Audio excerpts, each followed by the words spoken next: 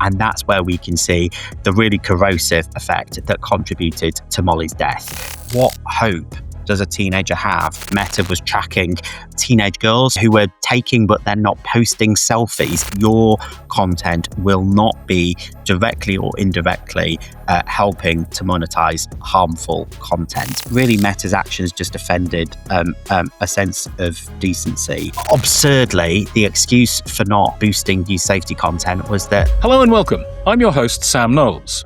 And joining us today on Data Malarkey is Andy Burrows, Chief Executive of the Molly Rose Foundation.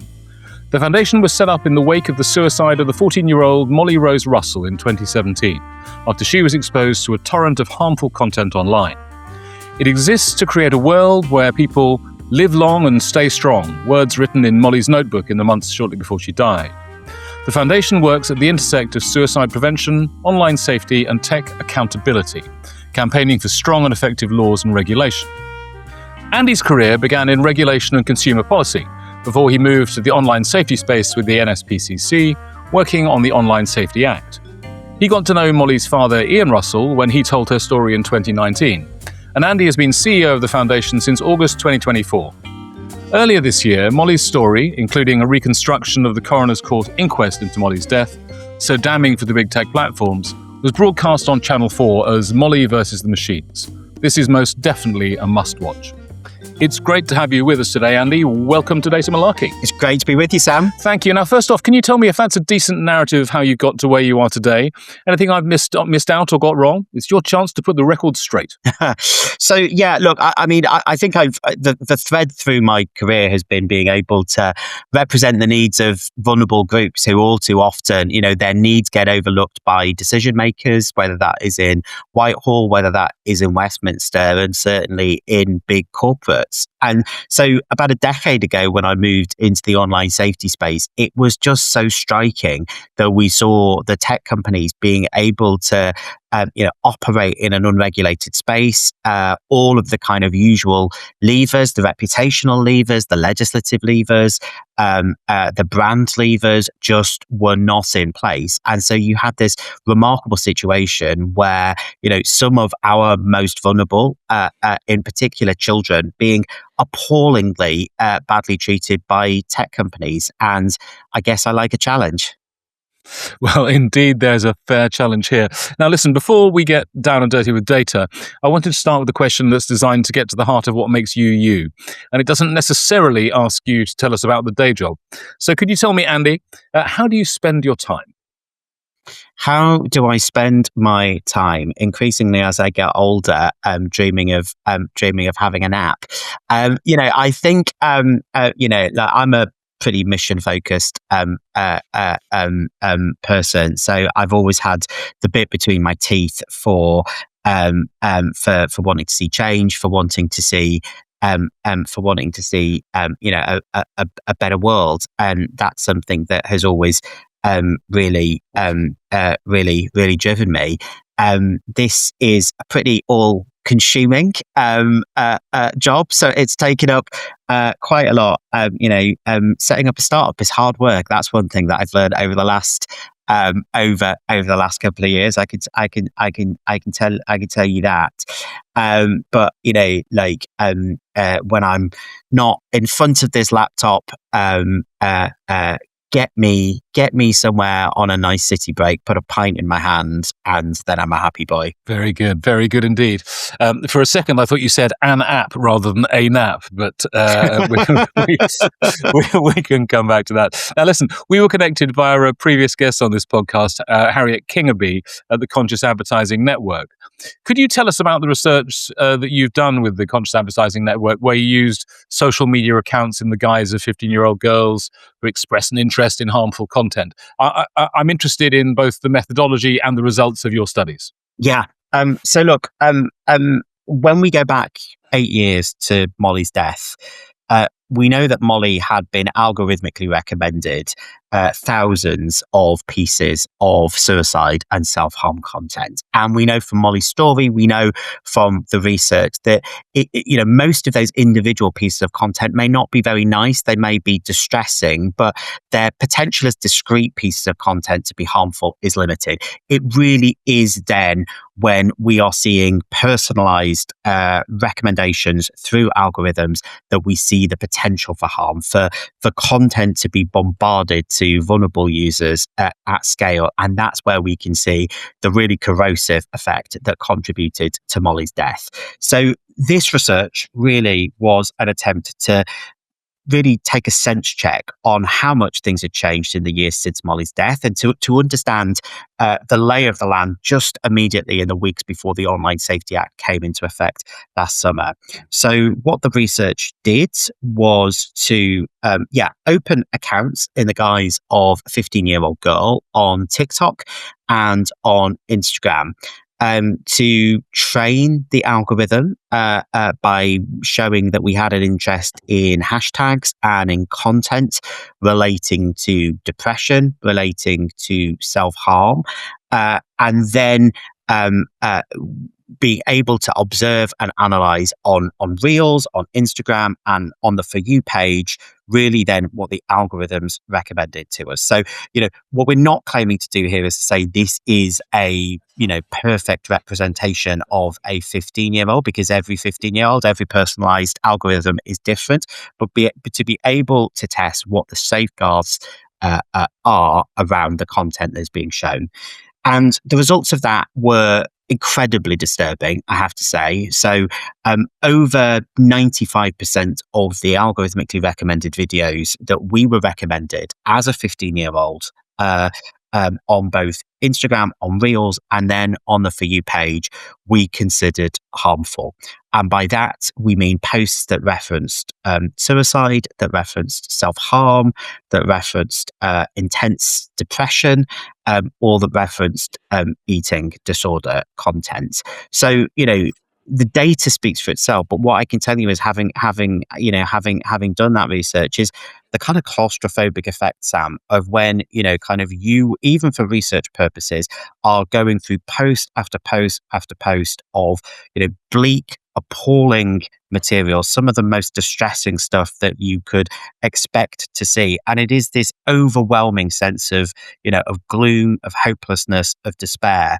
And, as a researcher doing this out of intellectual curiosity, it's not an easy thing to sit and do. And I think when you put yourself in the shoes of, a teenager in their bedroom, experiencing poor mental health, experiencing the travails of being a teenager and the ups and the downs, then, I think really it says, what hope does a teenager have when in the weeks before the act was coming into place, so little had changed?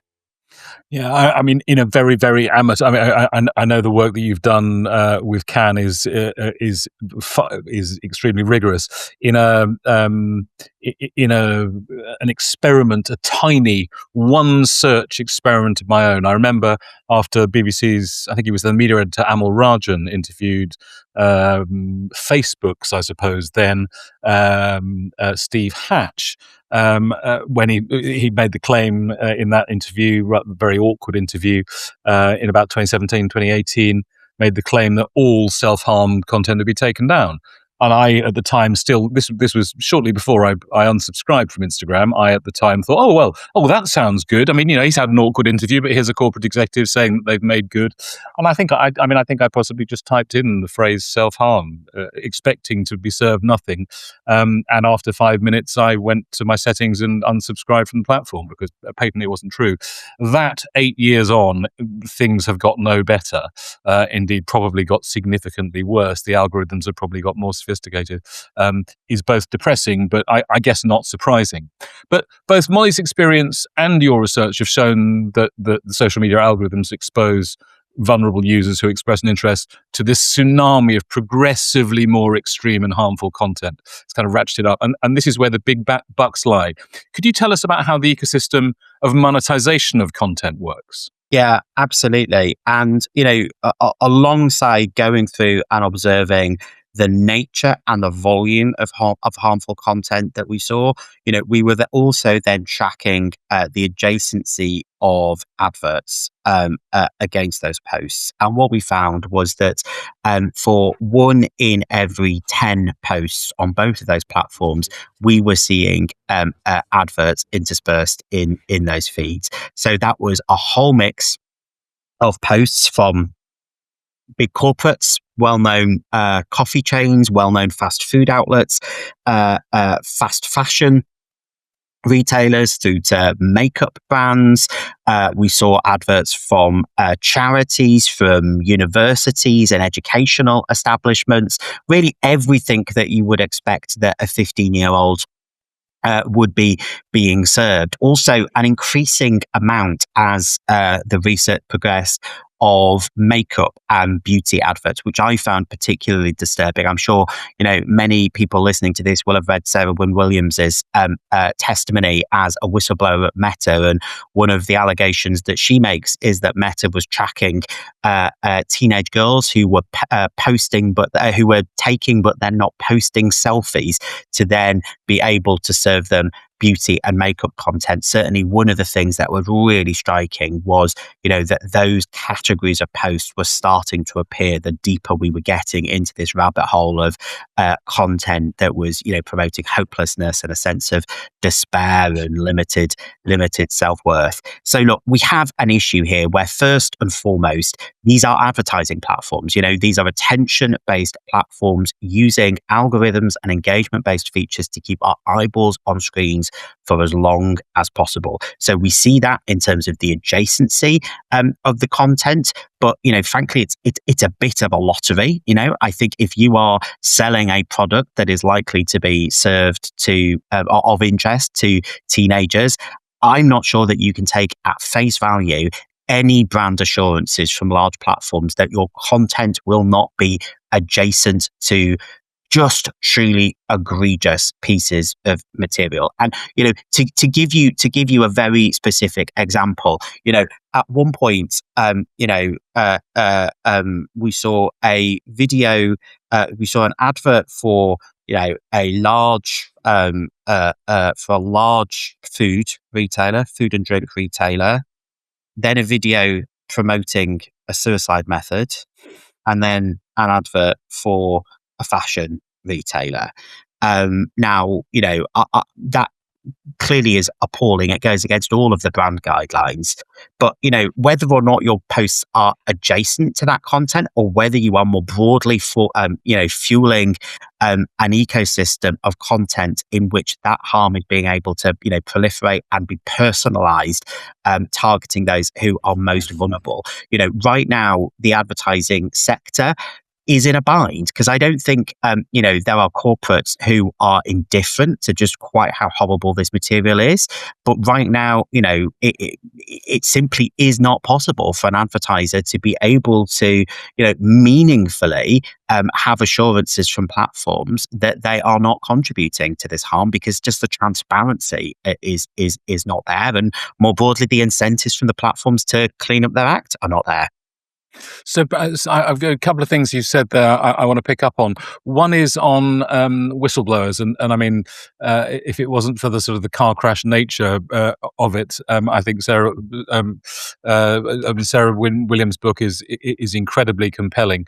From the chief executives cheating at Catan to many more serious things. But I think just the kind of the culture that it reveals, I think, is fascinating. But what's your view of whistleblowers? I know from kind of Christopher Wiley in the kind of Cambridge Analytica years with Carol Cadwallader onwards and Sarah Wynne-Williams. Do you think they help get things changed, or are they simply a symptom of what needs to change? Look, I think we've seen a whole series of whistleblowers, from Sarah Wynne-Williams to Arturo Bahar, who we've worked very closely with, to Frances Haugen as the first whistleblower at Meta. I think each of them have performed an important service, and they've, blown the whistle at, steep personal cost. We've seen that with Sarah in particular. And I suspect, we have not seen the last of the whistleblowers. There are other dominoes in Silicon Valley, which are ready to fall. I think, they perform a service in terms of just, really being able to shine a spotlight, providing a sense of the vignette, providing a sense of, the callous indifference that these platforms have had towards youth safety. The fact that the research is there about the harm that is being caused, but that the companies have then chosen not to act on it. So I think they performed a service. But, ultimately, I suspect what actually has really given us a glimpse into how these companies operate is some of the legal disclosures that we're now seeing in court cases out of the United States. And that is what is now really starting to lift up the bonnet on how these companies operate and how they think. And, to give you an example of that, when Molly's story, when Ian, Molly's father, first told her story back in 2019, that was the first time that I ever saw Instagram in crisis comms mode. I met in a previous role Adam Mosseri, the head of Instagram in London. He, was doing all of the kind of earnest things that you expect a chief exec in crisis comms mode to do, kind of repenting, recognizing that mistakes had been made, giving assurances that, they would solemnly learn the lessons and make sure that this didn't continue to happen. What we then saw from legal disclosures was that just a few weeks later, he personally declined to support a business case to increase Meta's youth safety resources. So, frankly, had sat in a room and said, platitudes to me that then just weeks later he wasn't delivering. And, absurdly, the excuse for not boosting youth safety content was that they were tight on budget, which for one of the most cash-rich companies in the world is really quite something. Spectacular. I was listening to a podcast the other day. Maybe I'm not of the typical demographic, but hey, listen, I've got a Catholic podcast taste.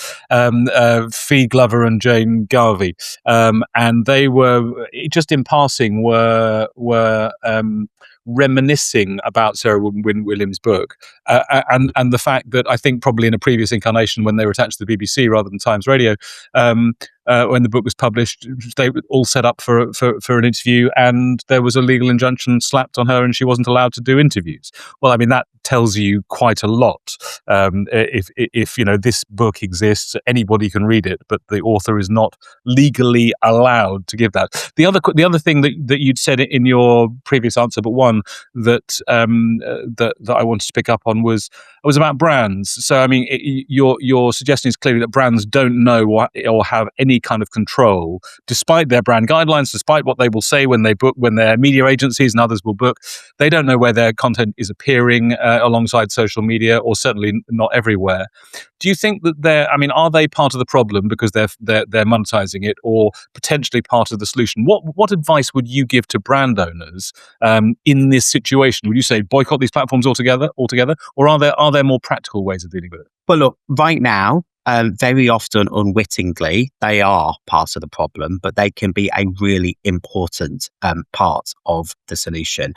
Because look, these are advertising platforms first and foremost. These are not content companies. These are advertising-driven platforms. And if advertisers can increasingly start to use their leverage, their ad spend to start demanding better from the tech companies, then I think that's a really important and so far, underserved area to really kind of start to lever positive change. The transparency right now is not there. As a lot from being a large corporate to a charity, you cannot have the assurance, you cannot have realistic assurances from tech companies that your content will not be directly or indirectly helping to monetize harmful content, because all of the evidence suggests that is not the case. But I do think on the issue of should corporates be pulling their ad spend? Look, I think actually in many respects that's a really blunt tool. I would much rather that they were using their advertising dollar, they were using that advertising spend to really start demanding meaningful transparency from the companies, to demand that they really positively change their ways. I think it's a big ask, and it's probably an unrealistic ask to be asking large corporates to, en masse start pulling that advertising spend. There is a real opportunity, and I think an obligation on them to start demanding better from within. And, look, ultimately, this is about doing the right thing, because, if you're a chief exec of a FTSE 100 company, it could be your daughter who is the one being served up the type of appalling content that Molly saw. But also as well, and let's just think about this in crude, pound, shilling and pence terms, there's clearly broader headwinds that may make it harder for corporates that want to do the right thing right now to be focusing on brand safety, to be focusing on, on the advertising ecosystem.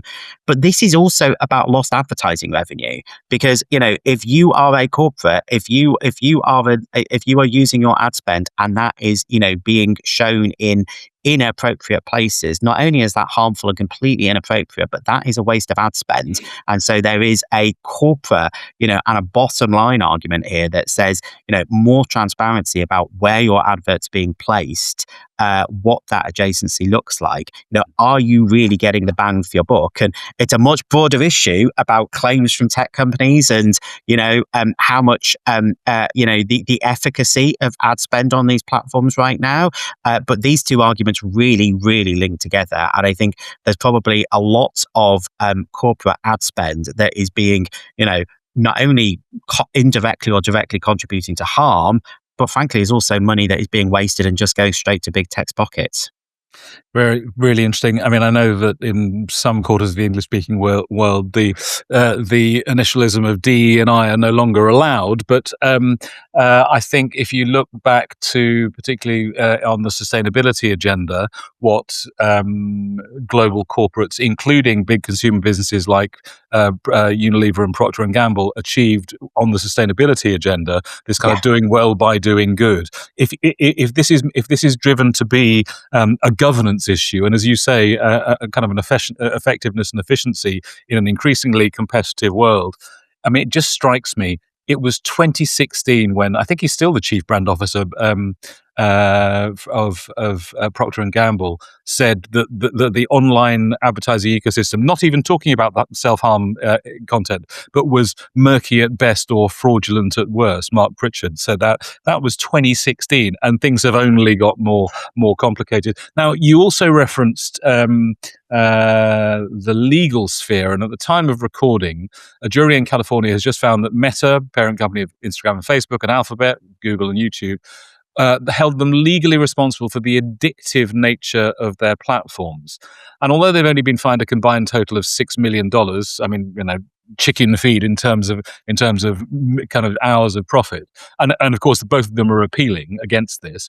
This feels like a landmark ruling, and the victim's plaintiff declared that accountability has arrived in terms of the addictive nature of the algorithms. Could you give me your reaction to this, what is news as we speak, and also detail what kind of precedent it sets? I mean, is this the tech giant's tobacco moment, or am I getting too excited too soon? No, I think you're within your rights to get excited, because I think this really is the start of a big tobacco moment that we're starting to see. Last week we saw these two landmark trials, the one in Los Angeles and also one in New Mexico, and big tech losing both of those. I think this is a really powerful moment, and the companies will appeal. I'm sure this will be dragged to the highest courts in the land, but there's a couple of reasons why this is so significant. Firstly, because, these were two bellwether cases. They were precedent cases, but we know that there are thousands of these cases that are now stacking up in courts across the United States. So, this is the start of something, and, this will go to appeal. The companies, I'm sure, will appeal and will drag this out for as long as possible. But if those verdicts last week out of New Mexico, out of California, California are upheld, then, that really is opening the floodgates to litigation in the US, and then potentially to, kind of damages that are much more punitive than, kind of what we saw last week. The damages really were secondary to the value of the ruling. But I guess the other part here that is, incredibly important is that obviously one of the reasons that we've arrived at this space is because the tech companies have benefited for almost 30 years from the immunity that's afforded to them by US legislation. Section 230 of the Communications Decency Act that says that platforms then are not liable for the content that they are hosting. And, that's enabled them to wrap themselves up around the First Amendment, to be able to, argue the merits of free speech.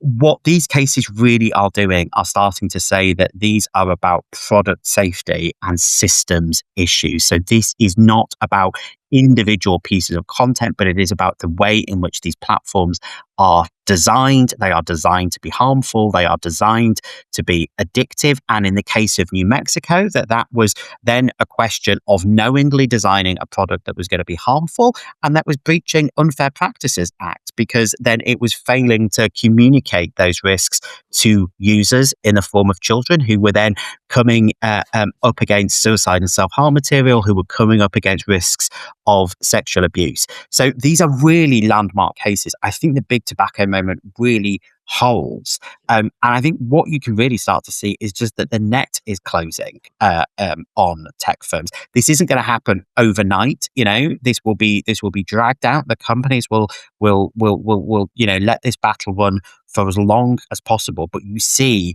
in courtrooms in the US, in regulation that is, building ahead of steam, despite the geopolitical headwinds in the EU, hopefully in the UK, in Canada and elsewhere, that the net is starting to close. So I'm really hopeful right now. I think what we saw last week can be, an enormous step forward. And when we look back in 5 or 10 years' time to see how was it that these companies were brought to heel, I think last week will be a really important chapter. Really interesting, really, really interesting perspective. I'm reminded that it was, I'm just thinking about this the other day, it was 1953 that Sir Richard Dole and his collaborator Pito published the first paper into smoking and lung cancer. And yet 50 years later, you could still smoke in pubs. Let's hope we've learned the lessons there, but you're right. I'm sure there'll be endless obfuscation and bluster and trying to filibuster it out of court. Well, hello there. It's your host, Sam here. Now, I won't keep you for long. If you've been inspired by what you've been listening to today, and you'd like to find out what type of data storyteller you are, why not go to our data storytelling scorecard? Just follow the link to data-storytelling.scoreapp.com. That's score app with 2 P's. Answer 12 simple questions, and you'll instantly be served with a scorecard that tells you exactly what type of data storyteller you are. Now, back to the action and our brilliant guest. I wanted to turn, if I could, to the recent Channel 4 film Molly versus the Machines, which I found an incredibly kind of compelling and moving watch. I think it's such an important piece of work, and it deserves global distribution. You can maybe come to tell us how it's going to be distributed more widely. I think, you'll know this better than anybody, but kind of Molly's, Father Ian's courage and humanity following the worst possible experience a parent could know. Molly's friends today, the reenactment of the coroner's court case, the immorality of the titans of big tech, the deliberate recruitment of Sheryl Sandberg by Mark Zuckerberg to do what she'd done in Google, but for all of his platforms. The poignant images of parents holding the pictures of their children lost to social media suicide. And also featuring Meta's founder, video from late on in 2024 announcing that, surprise, surprise, their platforms will be scaling back on content moderation in light of recent events. Could you tell us a little bit more about the film, how it came to be made, and the impact that it's already starting to have?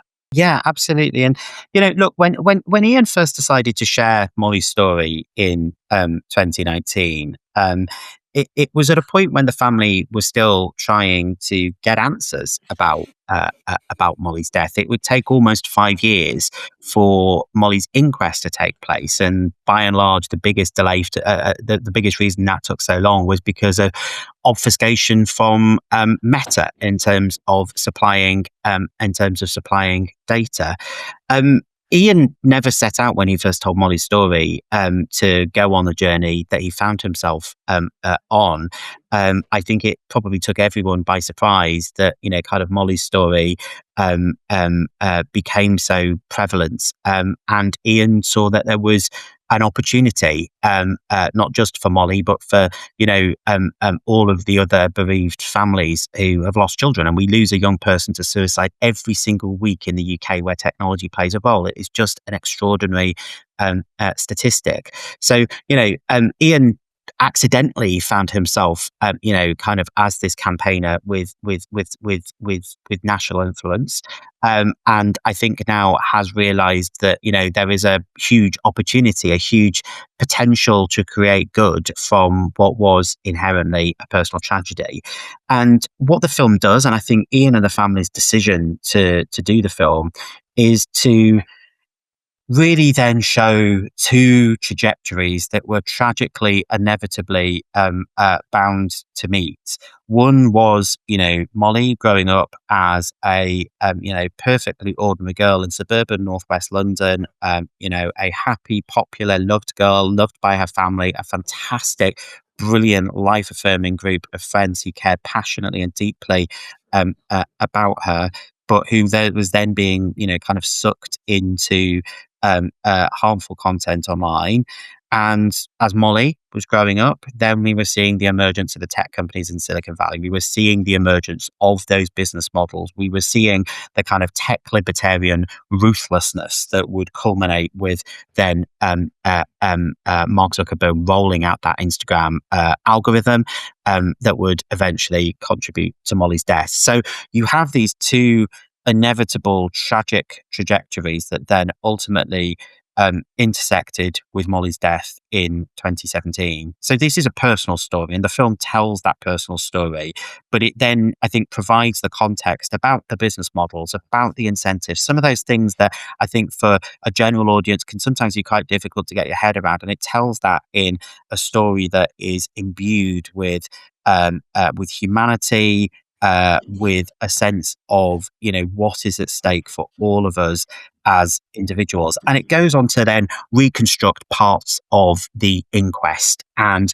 at that point we saw Meta in particular sit there in an inquest, in a courtroom in North London, and just deny the obvious, claim that this material was not harmful, claim that the research wasn't there. And I think for many people who were in the courtroom that day, and I think this comes through in the film, really Meta's actions just offended a sense of decency there by continuing for brand, for reputational, for legal reasons to speak candidly about the harms that their platform would cause. So the film is incredibly powerful. It is not an easy watch.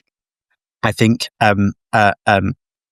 many people will be, very struck by this. But I think what we really wanted to take away from the film, and Ian, by doing the film, was to, show a personal story, to show a personal loss. For this, then, now to be an inflection point, because by showing the business choices, by showing the product choices that contributed to Molly's death, we see what the problems were, and so we can start to see what the solutions are. And one thing that Ian feels very, very strongly, and here at the Foundation we espouse every day, is that we should not be fatalistic about this harm.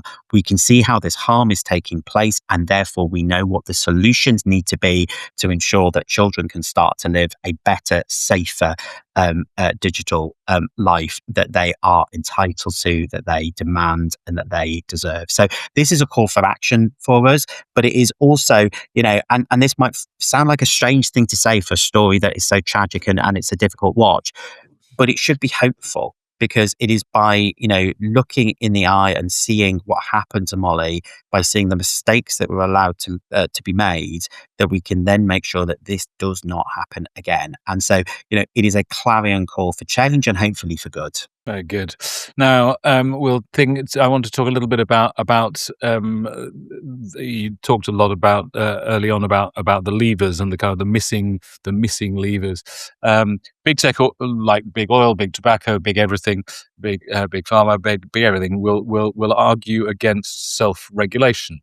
Is there any evidence that self-regulation stands, shall we say, a snowball's chance in hell of regulating harmful content online? I don't want to load the question, Andy, but is there any chance that self-regulation is going to do anything? Well, we've seen 15 years of self-regulation, and I'm struggling to find examples where tech companies have done nearly enough. Look, the reality is, the incentives are too great. The commercial incentives are too great. The race for market share is overwhelming. This is a sector where technology is moving at a canter, and where the idea of safety has always been secondary to innovation. It will always be secondary to innovation. The only way that we are going to see the meaningful change that we need to see, if we can really start to see the incentive shift, is by regulating product safety, so that we make very clear in the UK, in the EU, in Canada, in like-minded countries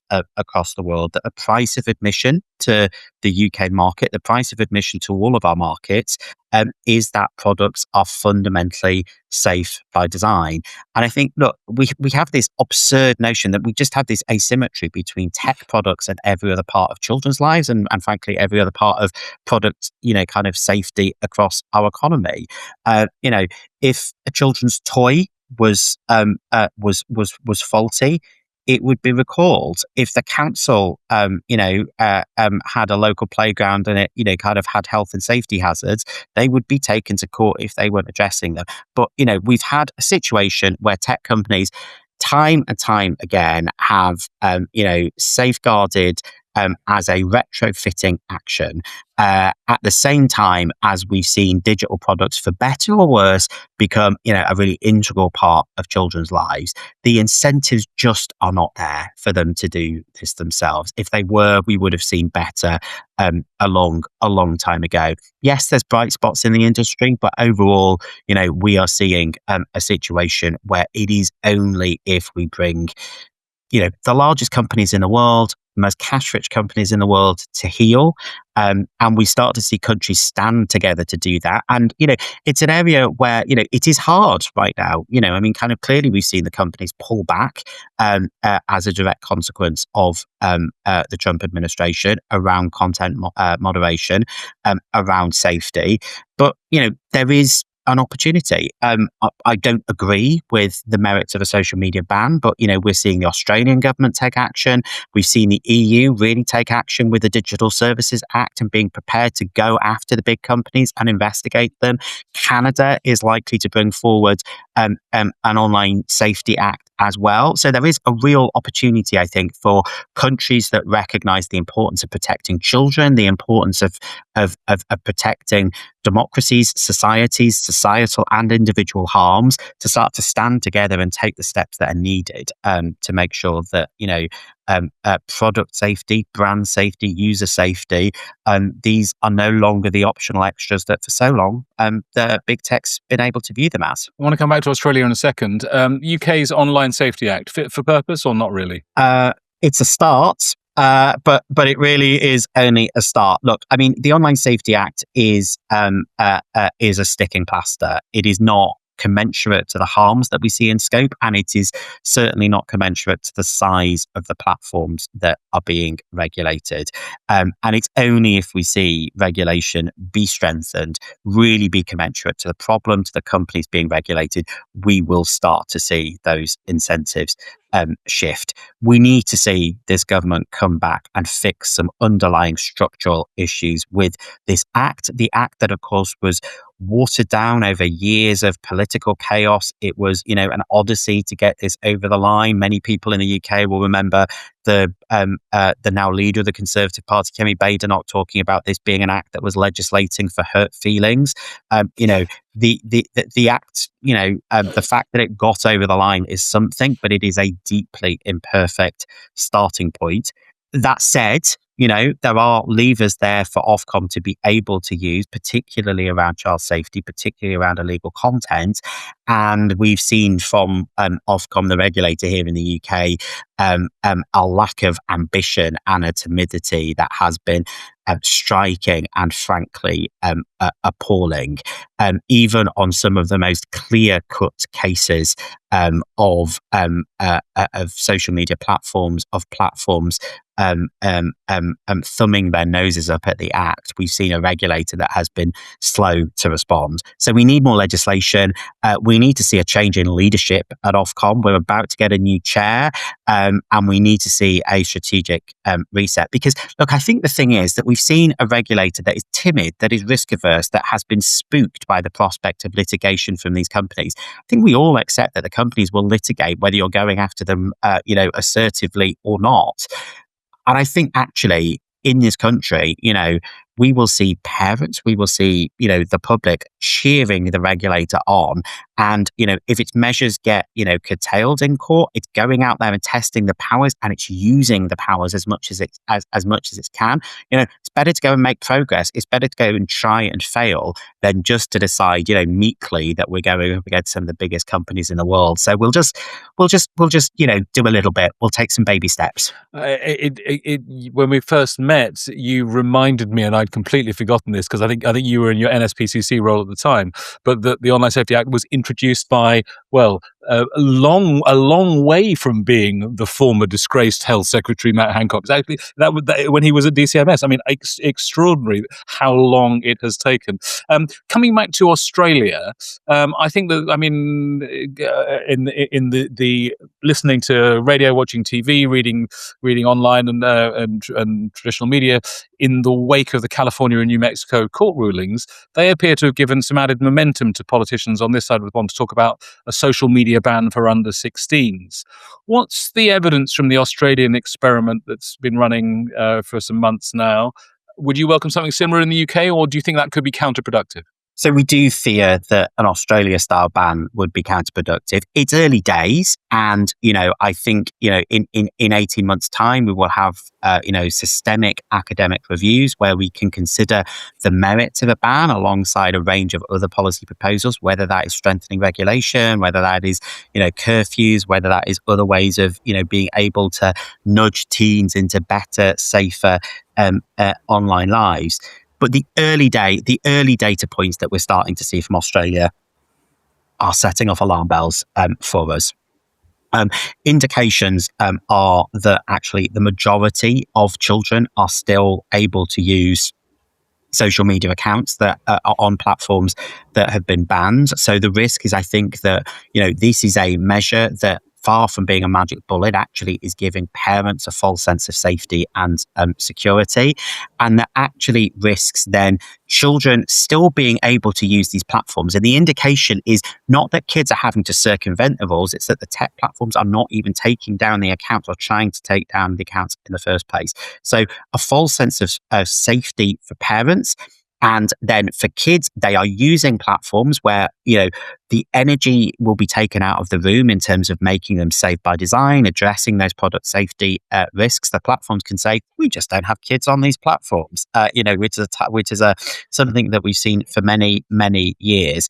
And look, ultimately, I think the risk here then is if we can see a situation in which children are, en masse still using these social media platforms, and we are not doing what's really necessary in terms of fixing these products, in terms of addressing a safety by design agenda, then, we continue to see children being put in harm's way.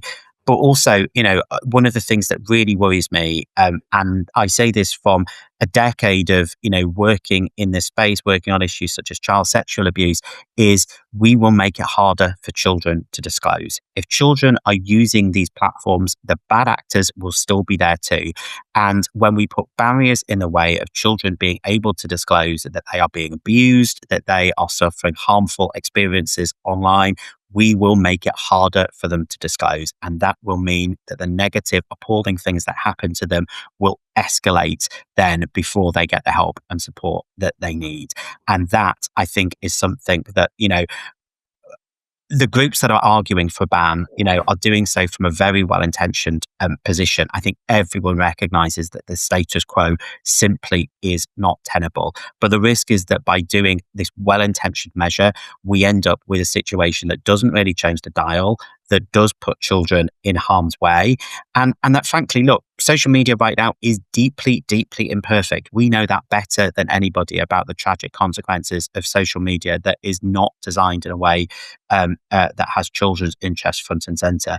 But we also have to recognize that social media can be a force of good for lots of children. If you're a neurodivergent child, who can connect and make friends and communicate more easily in the online world than perhaps you can in the physical world. If you are, a child who is exploring your identity, you can find connection and support. There are benefits there. So this is, much more finely balanced than I think some of the rush that we've seen from parents groups. And in fact, the other thing that I would just say, as we look to see what's happening in Australia, let's also look at the data points here, because actually what we find is that most parents, it appears that the groups where we see support for ban, that's actually quite superficial. That is a symptom and it is a demand for change. When we've seen, really good polling being undertaken, we see that, our data shows that actually support for a stronger Online Safety Act is higher than that for a ban. When you put a ban against a range of other measures, that could be, curfews, that could be time limits, that could be, parental controls that are worthy of the name, then, a ban loses every single time. So what parents want to see are decisive measures that can give them the confidence that children's safety is finally being taken seriously after being let down by successive governments, by regulators, most of all by tech firms. But a ban, the calls for a ban, are an articulation. They're a cry for help. They're not the solution. They're not the magic bullet that lots of proponents of the ban are calling for. Very, very, very interesting perspective indeed. As we draw kind of towards a close, I couldn't have a conversation with you without mentioning the two little letters A and I.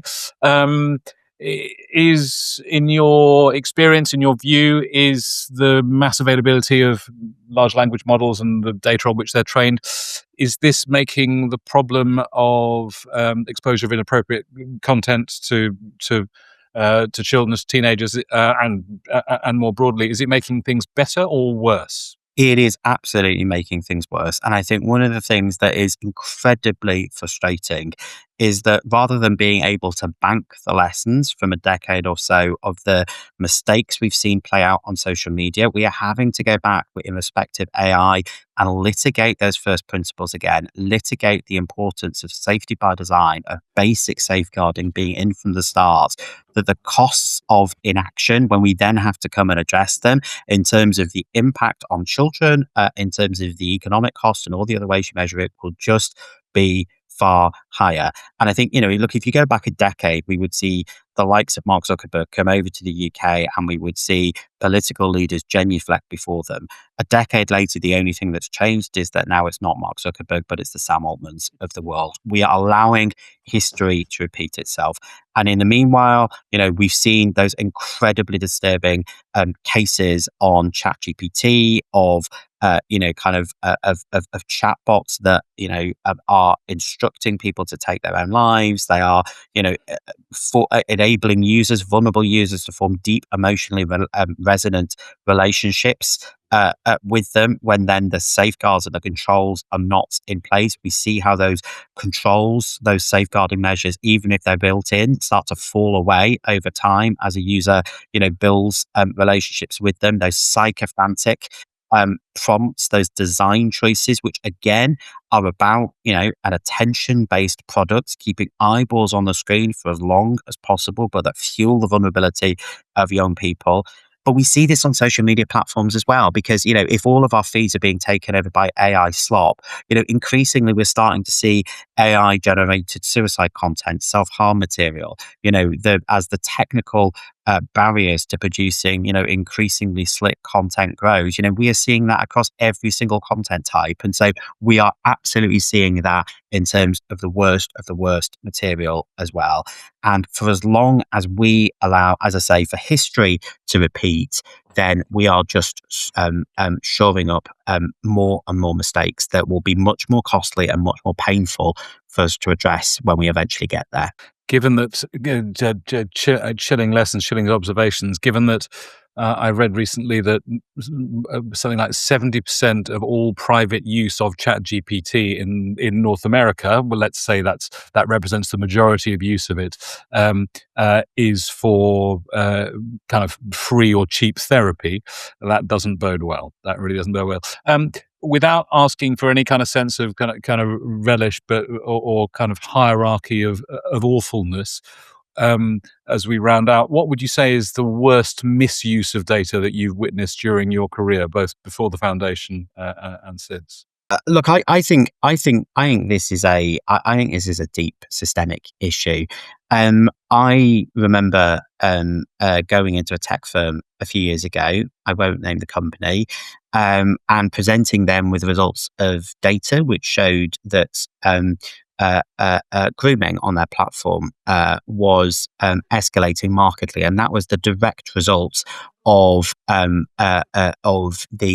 ease with which the platform was able to recommend children to abusers, and the way in which then from a friend request, then grooming could immediately start in DMs. This was a consequence not just of bad actors being on the site, but of bad actors being able to actively exploit the discovery and personalization of that platform. And what I was told by that tech company was that, yes, the figures were disturbing, but they were today's newspaper front pages and tomorrow's chip shop wrapper. It's an incredibly stark moment of transparency from platforms that don't often give us transparency, never mind safety.